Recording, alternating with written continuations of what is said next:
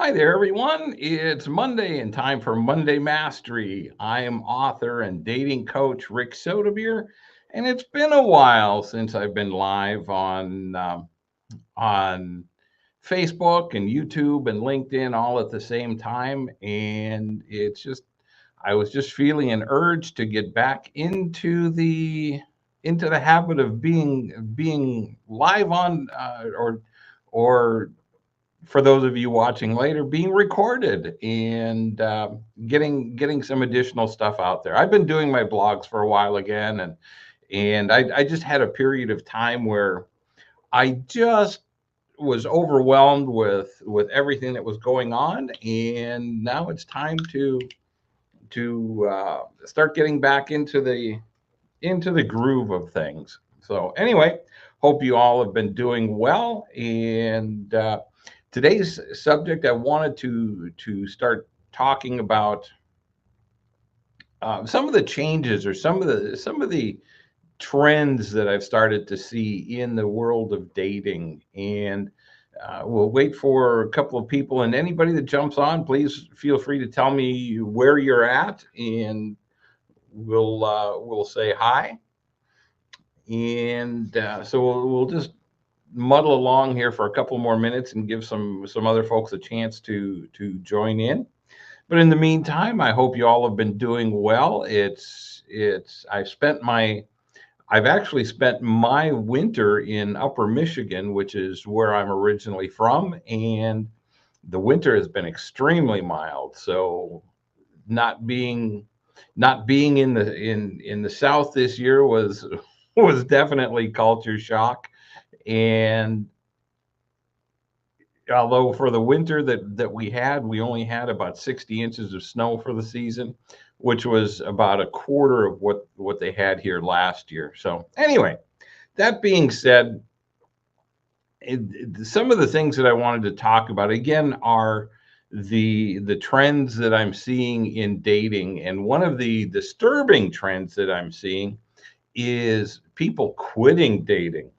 Just there's been studies done in the last year or so that show that 60 about well, it depends on if you're male or female, about 67% of men or 63% of men will remain single if they're divorced and single over the age of 50. And for women, I think the number is about 72% will remain single if they're over age 50. Hey, Addie, thanks for joining in. Yeah, it has been a long time. It's been over a year. And so anyway, welcome back. And uh, so the scary part there is so many people appear to be giving up on dating. And one of the things that I notice, especially on social media, there are so many negative posts about dating and about relationships. And if that's the prevailing attitude, I understand why you choose to remain single. It's it's such a with such negative attitudes prevailing. It's it's no wonder that you don't want to date, or those people don't want to date. And I'm actually not surprised that people don't want to date them, because realistically, when we look at when we look at dating, whether we're um, dating online or whether we're meeting in person, we tend to go to each other's social media pages and start checking those pages out. And if you start seeing a lot of negative stuff about, in the case of from the woman's standpoint, if she's posting a lot of negative stuff about men, how all men are terrible, or how terrible dating is, that's going to leave the impression actually in either party's mouth that, yeah, this is probably not somebody that want to spend a lot of time dating. Now, and I'll ask you all the question: If you're dating somebody or getting to know somebody, do you want somebody that is looking forward to dating?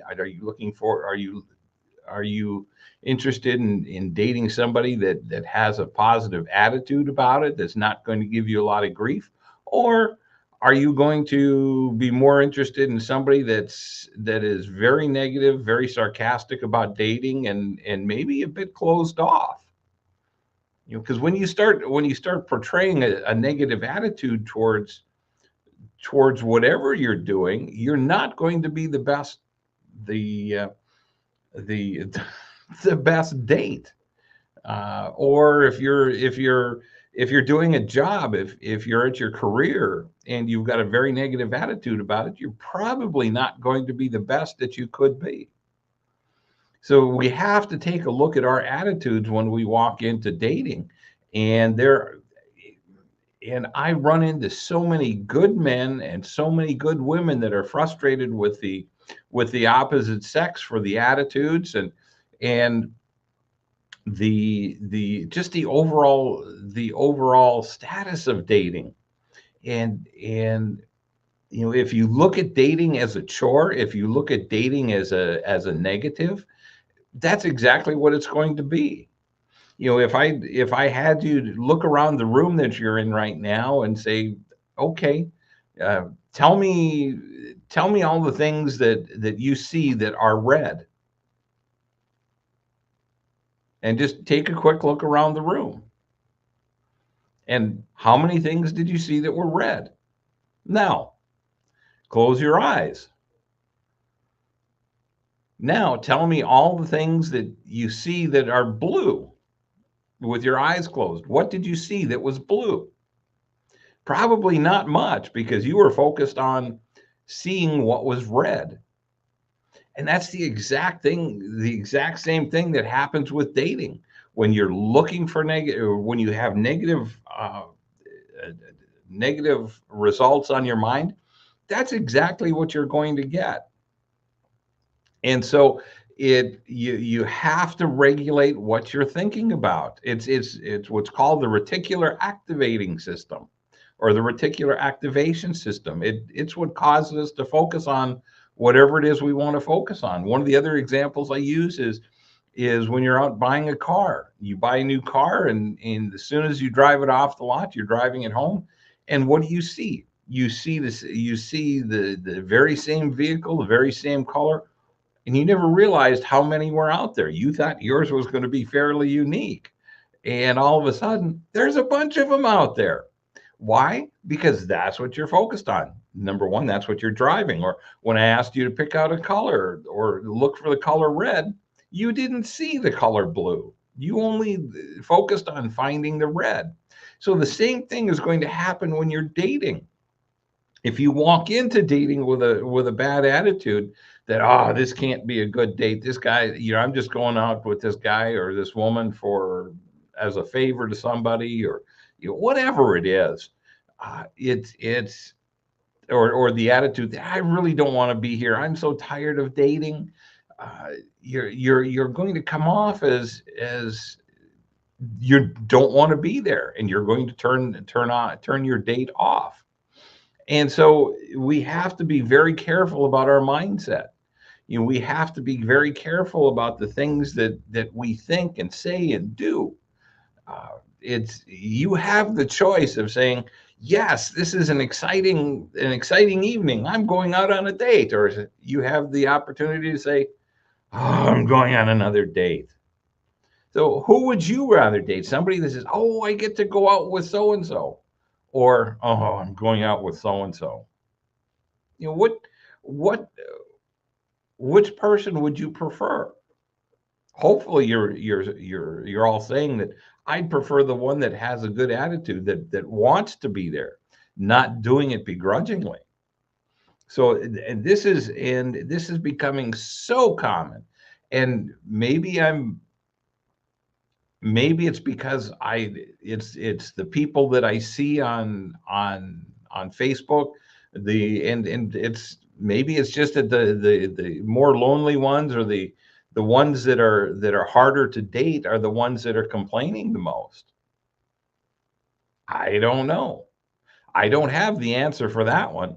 But when I do see a plethora of people saying, "Oh, dating is such a problem," that I would just and the reality is we should all want to remain single until we find that extraordinary person.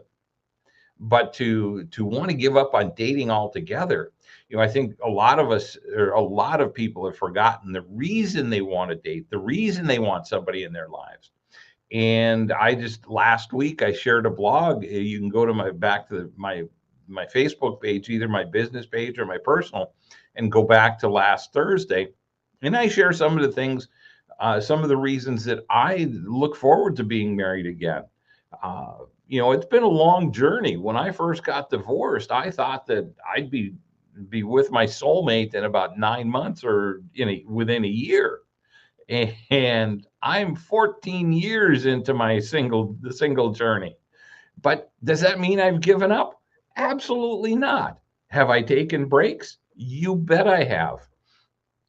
But the difference is I still look forward to dating. I still look forward to finding my soulmate.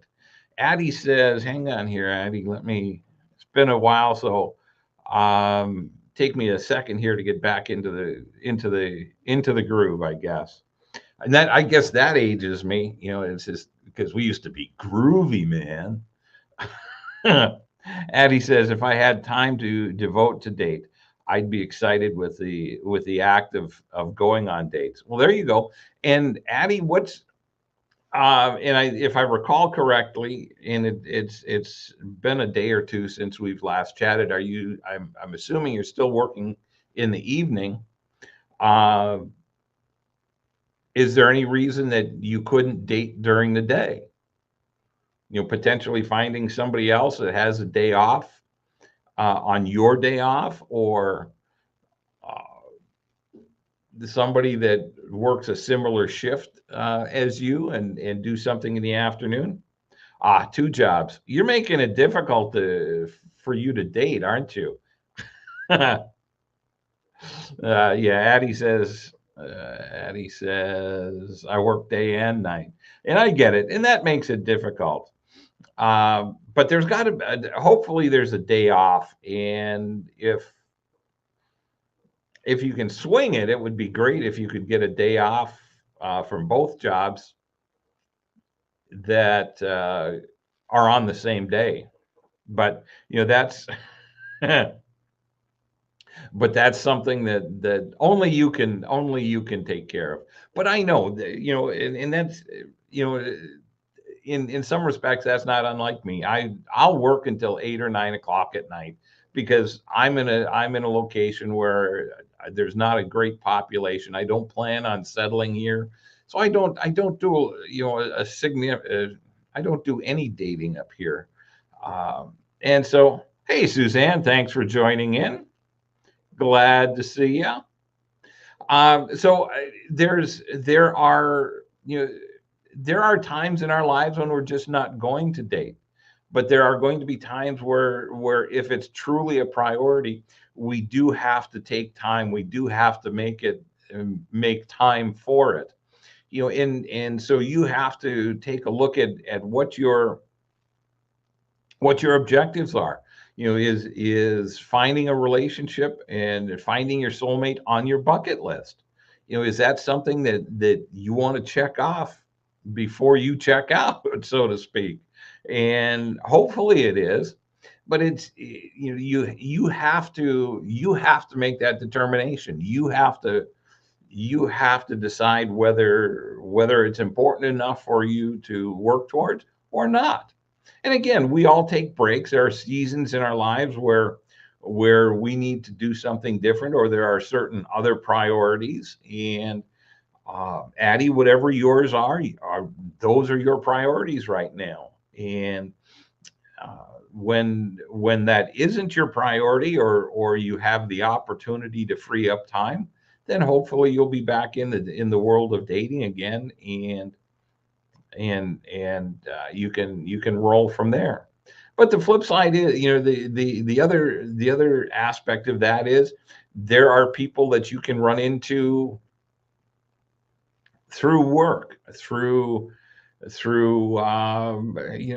and I use the grocery store a lot. It's not the ideal place, but there are still places you can. There's still online dating. You can invest a little bit of time there if you choose. And I'm not telling you you have to. Hey, Marcia, thanks for joining in. I'm not telling you that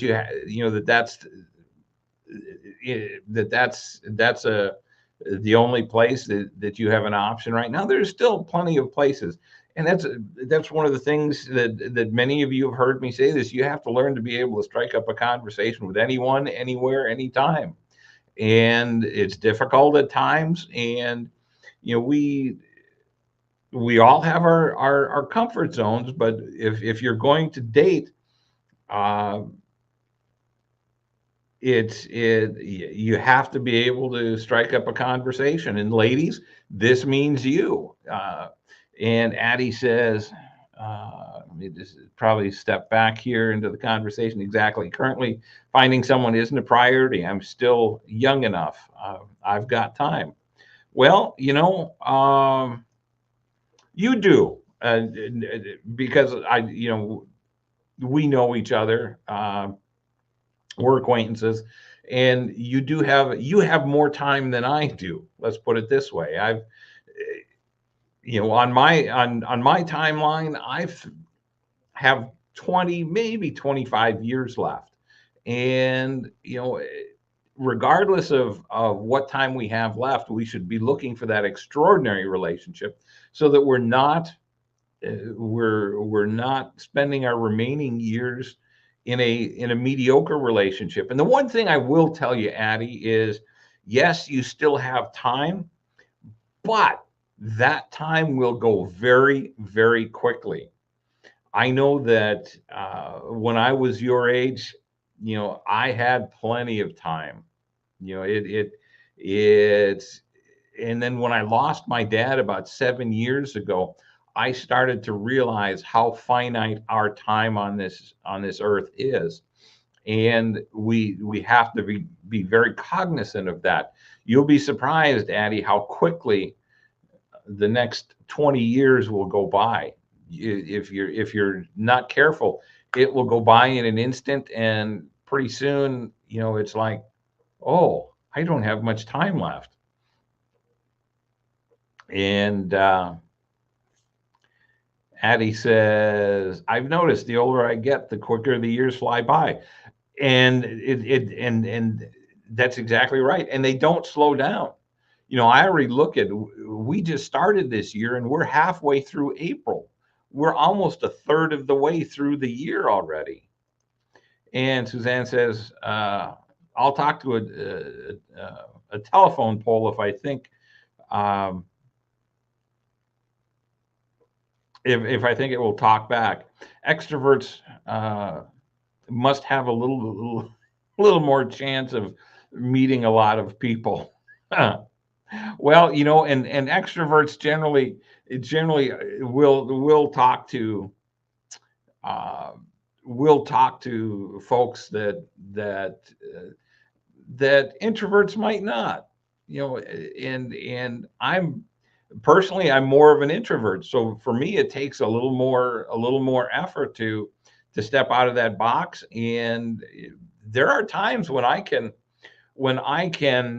quite comfortably sit in a large crowd and just watch people. I don't need to be the life of the people. Now, put me on stage and I'm on. But if I have an opportunity to just be quiet and relax and watch people, so we all have to be aware of our personality types, or our personality styles. And sometimes I have to push myself. I have to step outside my comfort zone and start talking to people, just to strike up a conversation. And it can be done. I used to think, oh man, I'd die if I had to do that. But look, I'm still here. Here we are. Well, for me, it's 67 years later, and I'm still here. And so I've learned that I can strike up conversations. They may not be meaningful conversations, but I can have fun with people, and joke around a little bit, and but that's how it all starts. It's just starts by connecting, creating a conversation. And that kind of leads me into another topic that I've been doing some research lately, that you know women tend to, ladies, you tend to tell me that you want the men to initiate the conversation. You tell me that you're a traditional woman. Well, let me tell you something. If you're a traditional woman, you're the one that's going to start the conversation, because the idea that the man needs to initiate contact or initiate any kind of relationship is new within really the last 100 years. That really started around the turn of the 20th century. In the past, if a lady was attracted to a man, she'd be walking down the street and drop her handkerchief or something along that line, and the man would bend down and pick it up and say, "Ma'am, I think you dropped your handkerchief." And she said, "Oh, did I?" So she would actually initiate the conversation, in a roundabout way. So, if you're walking out and you see you're walking out of the grocery store, you see a cute guy, drop a bag of groceries. It may seem awkward, but that's a way to initiate the conversation. And if he stops to help you pick those things up, well, then, there's a conversation starter right there. If he didn't stop, well, he may not be the kind of guy that you want, because he's not willing to help someone in distress. So there are some good reasons, ladies, for you to initiate the conversation, to uh, strike up that conversation, to see where it leads.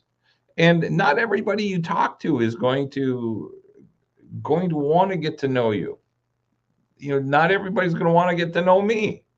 But you never know until you start the conversation.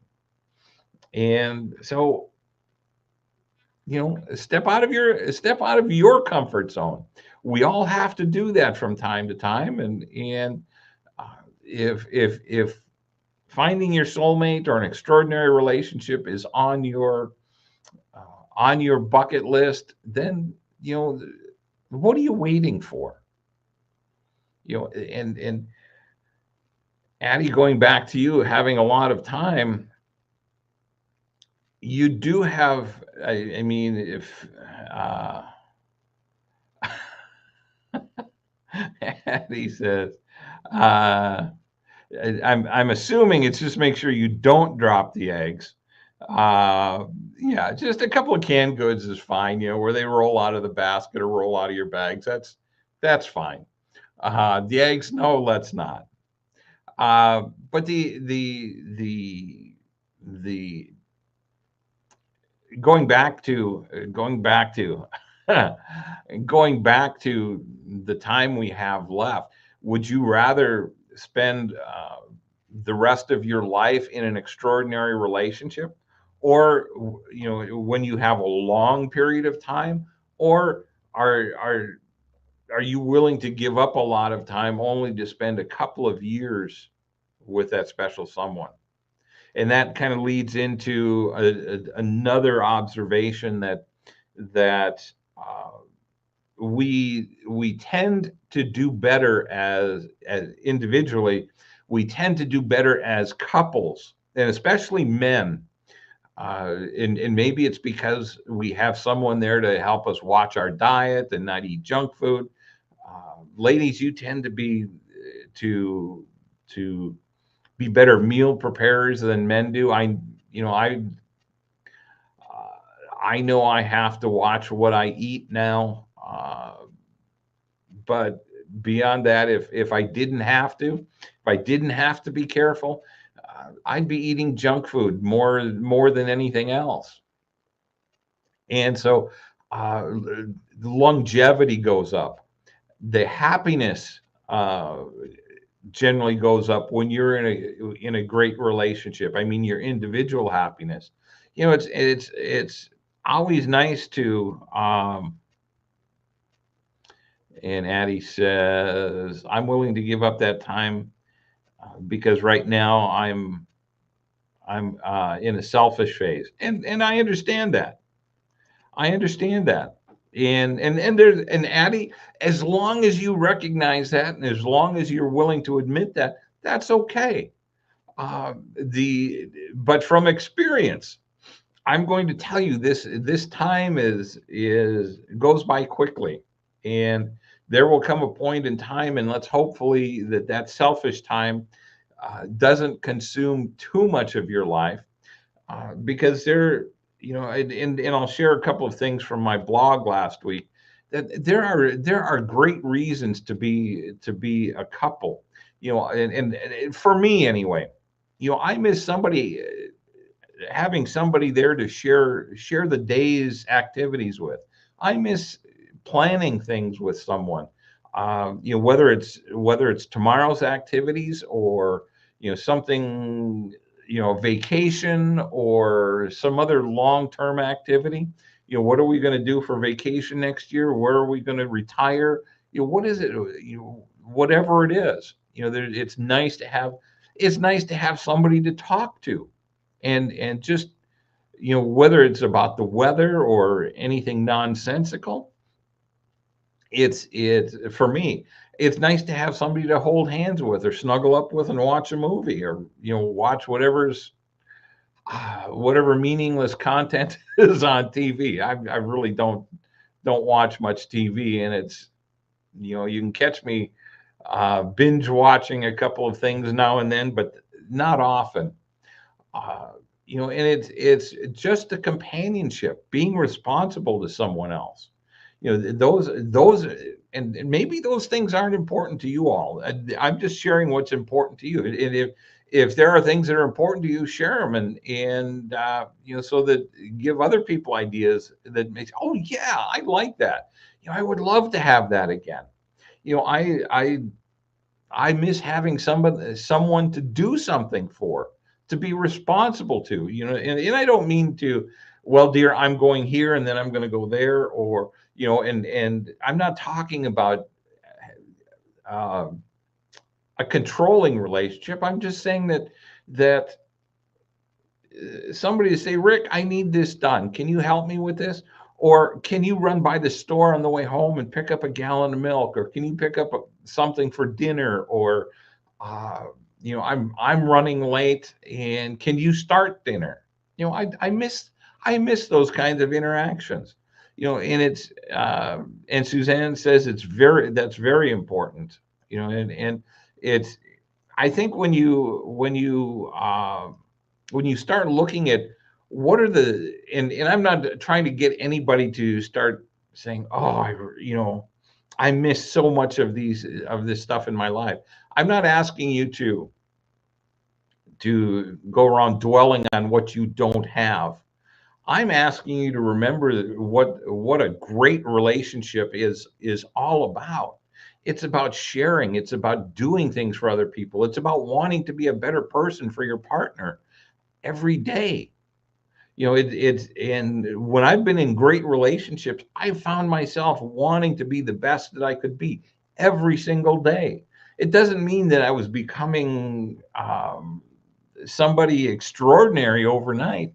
No, I was becoming, but I found myself wanting to do more and to be more for my partner. And I think uh, if those are some of the things, again, what are the things that you all want? What are the things that are important to you?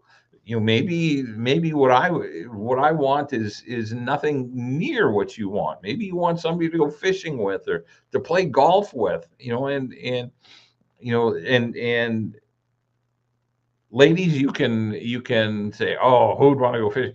You'd be surprised at all the online dating profiles I see of women holding their catch of the day, or um, kneeling on the ground next to the buck that they shot, or the turkey that they shot, or whatever animal they were hunting. So which is a little side conversation here. Well, so many of you ladies complain about the men with their catch of the day. Well, they're just sharing with you who they are and what they like to do. And there are a lot of women that like those very same things. So just because you don't like that photo, just because you don't like um, some of the things that they do, doesn't mean that there aren't people out there to share that with. And this kind of leads into another topic of and this has been an ongoing issue for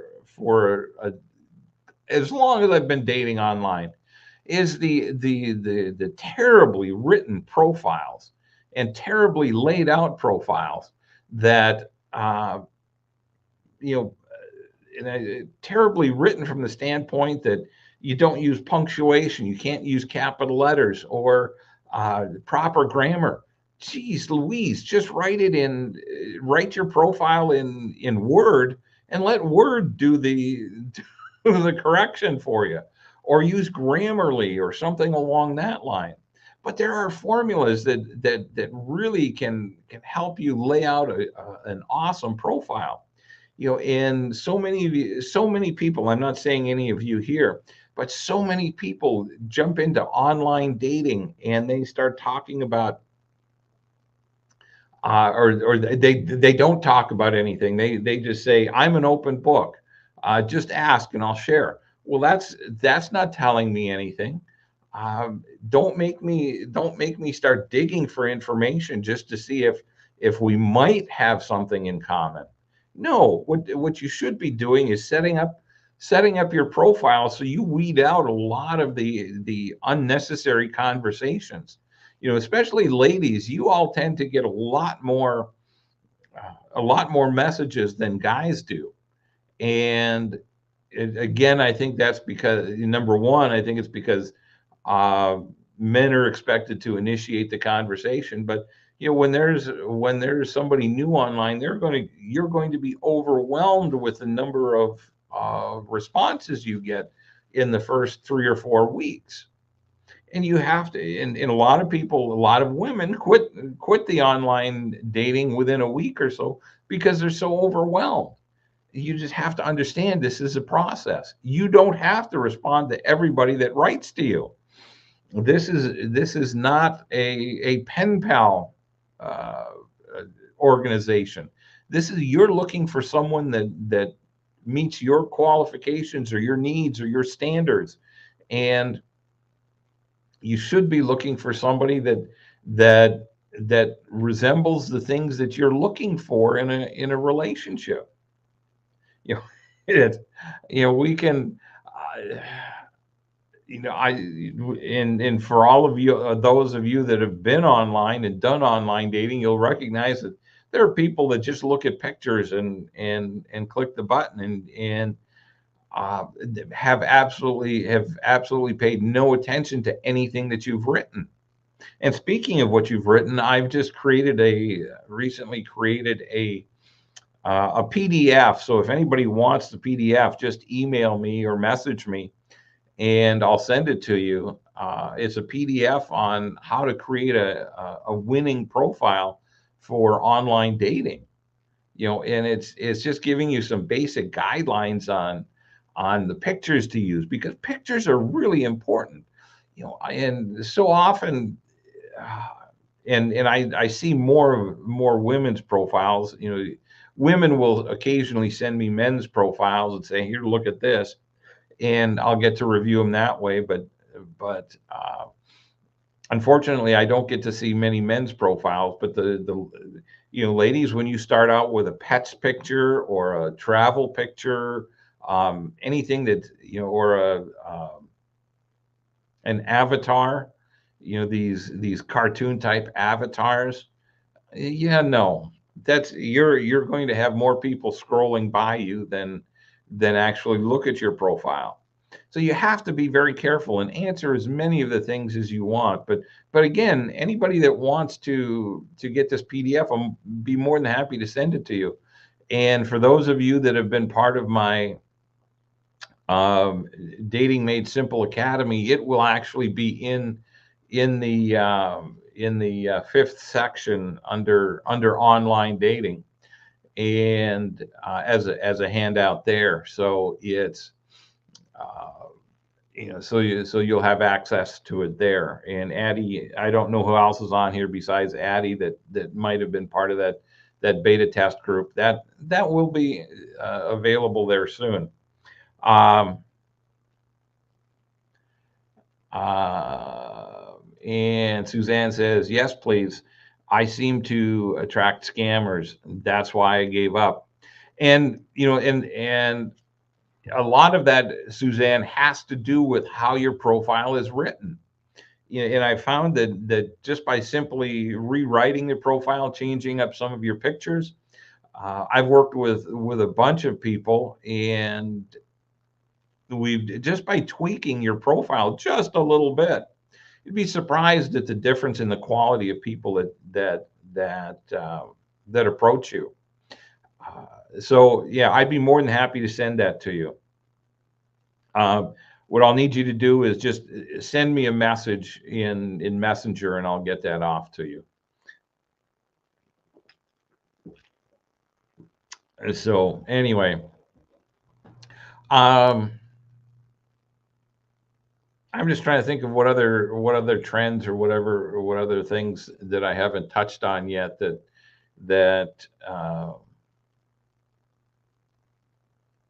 that we might talk on. Now, if any of you have any questions, please drop those in the comment section. I'd be more than happy to answer your own individual, your specific dating or relationship questions. And so that's always another part of why I'm here, is to help answer your questions. But beyond that, the overarching message today is that a lot of people are giving up, and that's why it's becoming harder and harder to find the good people. Oh, one of the other things is I'm starting to see a backlash in dating, and it seems to be more in the younger, uh, more in the under 40 category. A backlash in men, in regards to the demands that women put on men.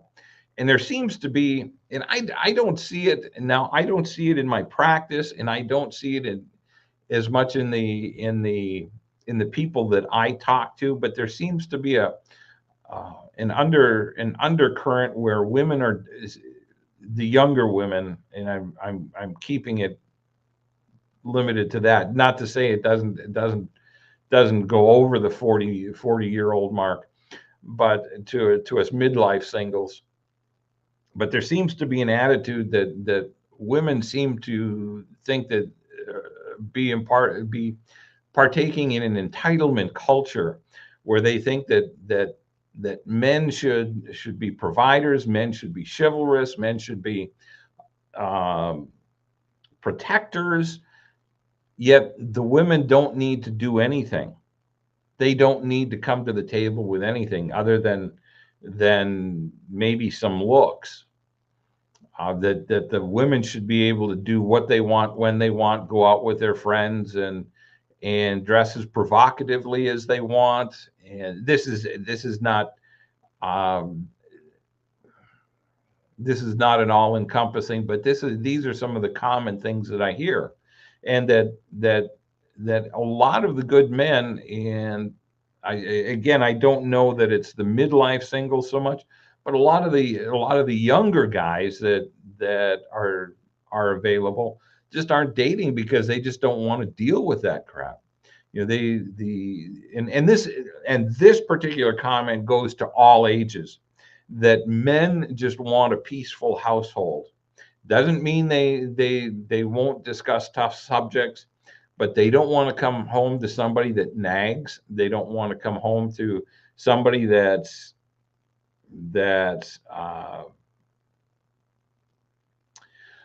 not receptive. And this goes both ways. The Gottman Institute has done some terrific research, and they were able to predict couples in just a couple of days, interviewing couples over a couple of days. They were able to accurately predict who was going to get divorced and who wasn't, with 80% accuracy. And what they discovered is that couples that turned away from each other in their bids for attention, and a bid for attention might not, it's not necessarily sexual, but one partner may want to talk about something, and the other partner will just flatly say, "Oh, that's dumb. I don't want to talk about that. Don't bring that up. I don't want to I don't want to deal with that." Or and it could be sexual advances. It could be romantic advances. And I can think of a couple of instances in my case where that was uh, truly the case. And when one partner gets consistently turned away, and again, this is not just physical, this is emotional, and I'll give you an example. When my ex and I were getting to the end of our marriage, um, she wouldn't sit next to me. She wouldn't just even come to bed at the same time. And for me, that was very disruptive. Coming to bed an hour and a half, 2 hours later. Uh, but just even being able to sit next to each other and hold hands, she wasn't going to do that anymore. And so when one partner gets to a point where they've been rebuffed or turned away from or pushed away, uh, at least emotionally, they're going to shut down.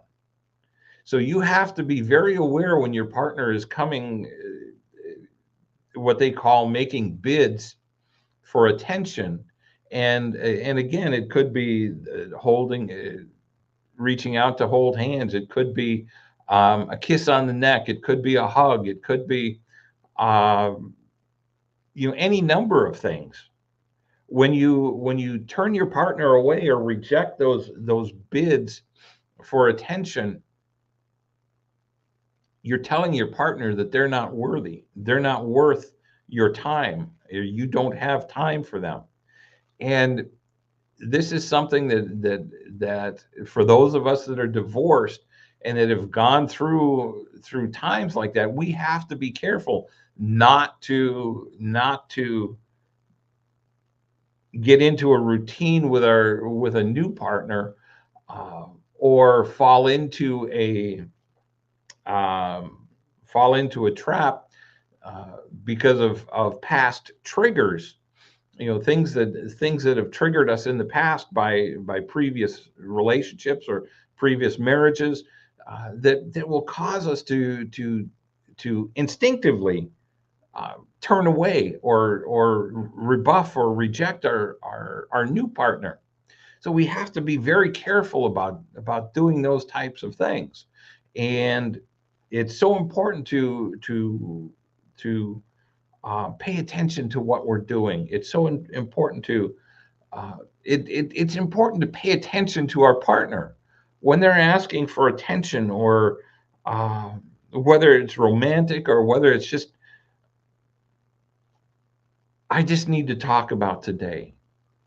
If your partner comes in and says, "Oh, I've just had such a rough day," don't start your end out. "Oh, you've had a rough day. You should see the day you should have had my day," and try to one up your partner. No, it's important to give each other time and share, and when you do that on a regular basis, you'll draw your partner into you as opposed to pushing them away. So, not I've not gotten any questions, so I guess we'll just wrap this up for today. That's about it for the observations that I've had over the past couple of months and the trends that I'm seeing. So if you have any questions, please feel free to drop them in the comments or shoot me a message. Be more than happy to answer your relationship questions and roll from there. In the meantime, if you want a copy of how to create it's actually called the art of storytelling, how to create your winning online profile. If you'd like a copy of that, please feel free to message me, and Suzanne, I'll try to remember to get that out to you later. Uh, but it's free. It's just all you have to do is ask for it. I'm more than happy to share it with you. So in the meantime, have a great week, everyone, and I'll try to see you all next Monday, and we'll see where we go from there. Have a great evening, everyone. I love you guys.